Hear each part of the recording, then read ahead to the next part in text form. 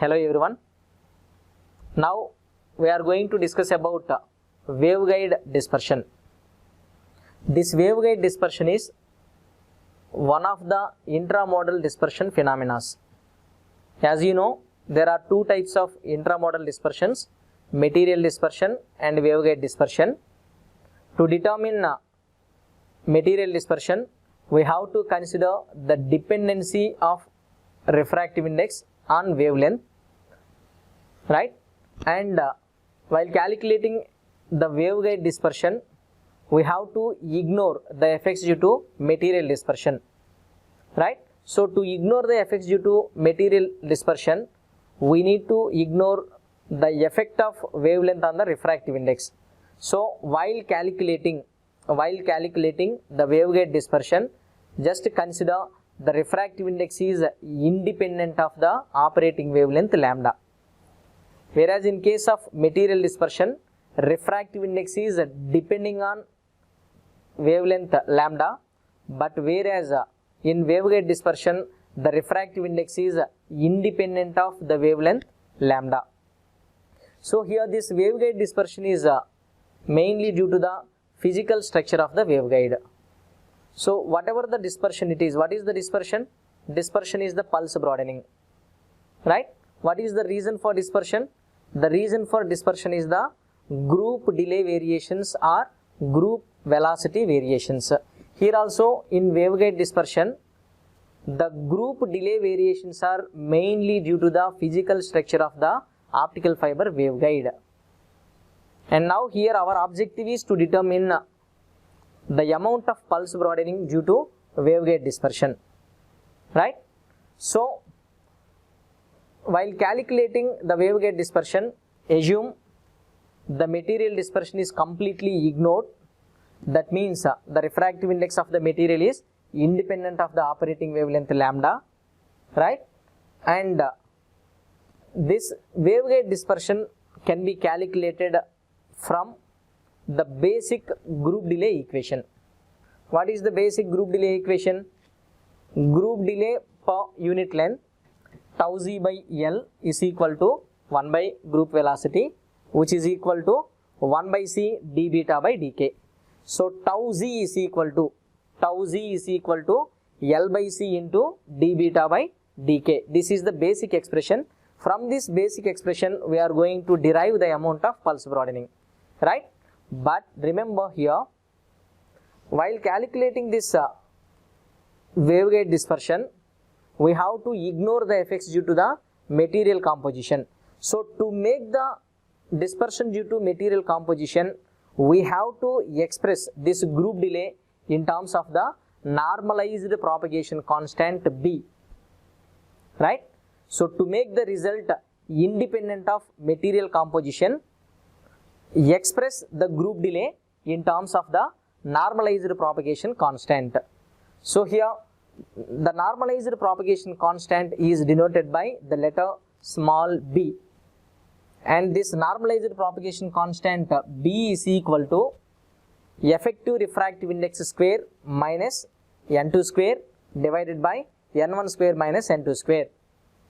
Normalized propagation constant B is equal to n effective square minus n2 square divided by n1 square minus n2 square. And this n effective is the effective refractive index, and it is the ratio between the propagation constants of fiber and free space, right? So this n effective is equal to beta by k. Effective refractive index n effective is equal to beta by k. And for smaller values of the refractive index difference, means for smaller values of delta, this normalized propagation constant B is approximately equal to n effective minus n2 divided by n1 minus n2. For smaller values of delta, this propagation constant B is approximately equal to n effective minus n2 by n1 minus n2. So we know n effective is equal to beta by k. Substitute that n effective in this expression, then normalized propagation constant B is equal to beta by k minus n2 divided by n1 minus n2. right? So from this expression you try to get beta value. Try to get beta value in terms of normalized propagation constant. So here b into n1 minus n2 is equal to beta by k minus n2. We got it from by cross multiplication. Then finally you will get beta is equal to, finally you will get beta by k is equal to n2 into 1 plus b into n1 minus n2, right?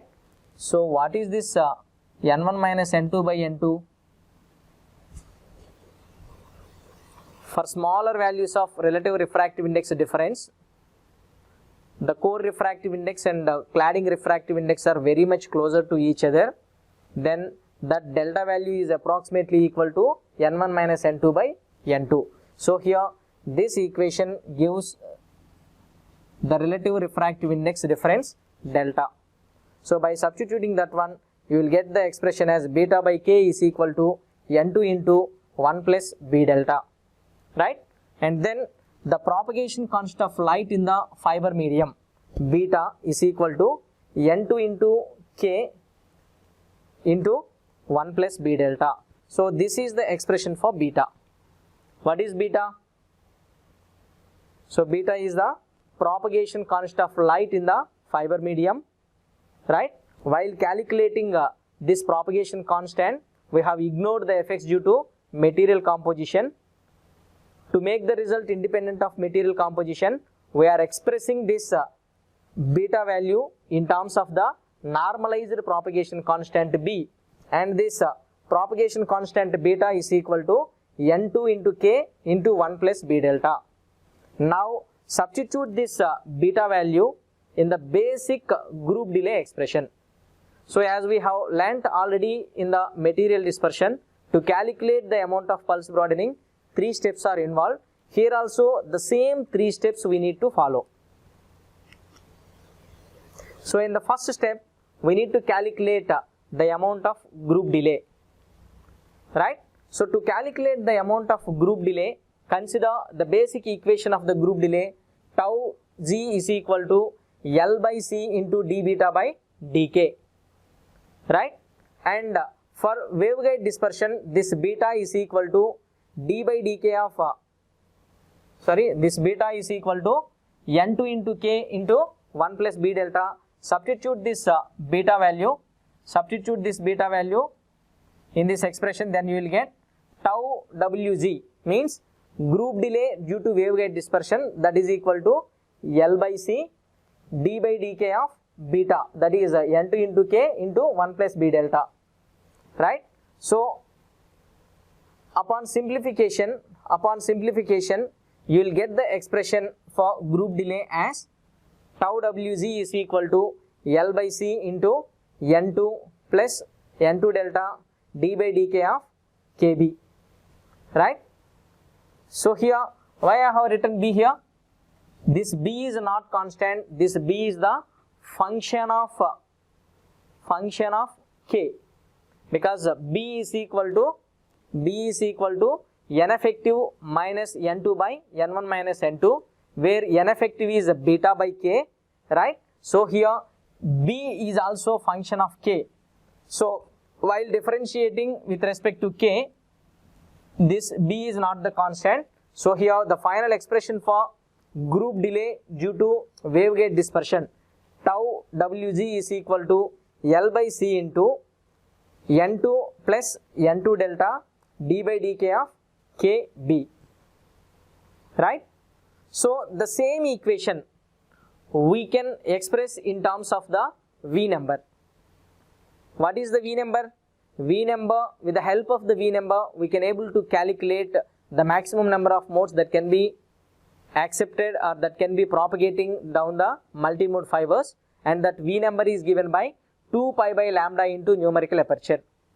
V number is equal to, V is equal to 2 pi by lambda into numerical aperture, where this 2 pi by lambda, this is nothing but the propagation constant k. So V number, V is equal to k into A into numerical aperture, where A is the core radius. For a given fiber, core radius is constant, numerical aperture is also constant. So V number is directly proportional to the propagation constant K. So V is proportional to K. So here in this expression, this propagation constant K can be replaced by the V number V. So by replacing K with V number V, then the group delay due to waveguide dispersion tau Wg is equal to L by C into same L by C into N2 plus N2 delta into d by dV of V into B. Here K is replaced with V, right? So this is the expression for group delay, right? In the second step, we need to calculate group delay variations, because the main reason for pulse dispersion or pulse broadening is the group delay variations. So to get the group delay variations, just differentiate the group delay with respect to wavelength. So group delay variations is equal to modulus of d tau Wg by d lambda, right? And now we have already derived the expression for tau Wg. Substitute this tau Wg in this equation, then you will get modulus of d by d lambda of L by C into N2 plus N2 delta into d by dk of kb, right? So by differentiating this expression, finally you will get the equation like this, right? So here this expression modulus of d by d lambda of 1 by C into N2 plus N2 delta into d by dk of kb, this is called as a waveguide dispersion parameter, and it is denoted by dWg. It is denoted by dWg, right? And L is the length of the optical fiber cable. So group delay variation in waveguide dispersion, that is modulus of d by d lambda of tau Wg is equal to waveguide dispersion parameter into length of the optical fiber cable. So after finding out the group delay variations, in the next step we are going to find out the amount of the pulse broadening. So the amount of the pulse broadening or the amount of the dispersion can be obtained just by multiplying the group delay variations with spectral width of the source. So sigma Wg, the amount of pulse broadening due to waveguide dispersion, sigma Wg is equal to group delay variations, that is modulus of d tau Wg by d lambda into spectral width of the source, that is sigma lambda. So sigma Wg is equal to modulus of d tau Wg by d lambda into sigma lambda, right? And in the second step, we have derived the expression for this group delay variations, which is nothing but waveguide dispersion parameter into length of the optical fiber cable, and that is multiplied with the spectral width of the source to get the amount of the pulse broadening due to waveguide dispersion, right? So the pulse broadening or the dispersion due to waveguide dispersion is given by sigma Wg is equal to modulus of waveguide dispersion parameter into length of the optical fiber cable into spectral width of the source. So this equation is almost similar to the expression of the material dispersion.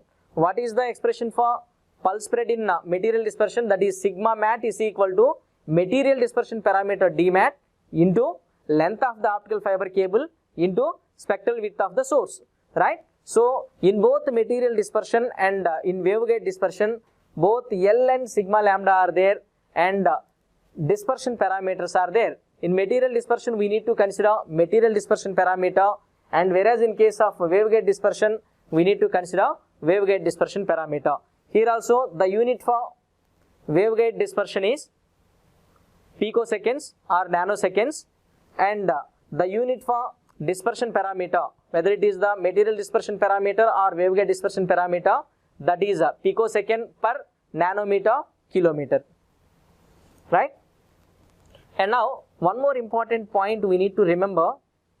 So here this effect of waveguide dispersion is depending on the type of the optical fiber it is propagating. Especially in case of single mode fibers only, it is dominant. It has the effect only in case of the single mode fibers. So in single mode fibers, it is in the same order of the material dispersion.